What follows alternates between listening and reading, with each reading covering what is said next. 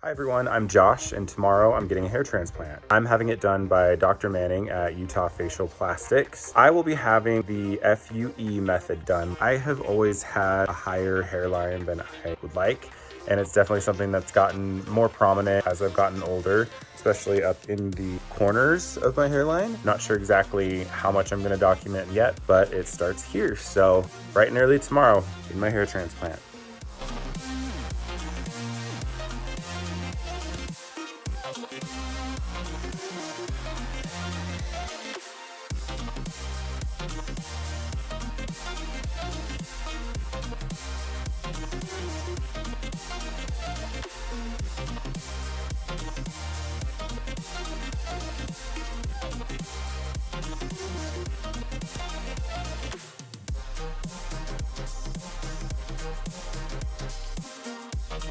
It's day one after my hair transplant. Got a little bit of a funky haircut, but this is what things are looking like. All of those little dark, scabby looking spots are where they implanted the new hair follicles that they took from the back of my head. I'm gonna put a picture of the hair follicle up close under a microscope just because I think it's pretty crazy what they actually look like in detail. The procedure was long. You're awake, but you're a little sedated. The whole day to me kind of just felt like a bit of like a dream state, pretty much painless. The only time I felt any pain was when they would inject the local anesthetic. That does burn a little bit, but yeah, other than that, you don't feel anything. You just kind of chill out and let them do their thing.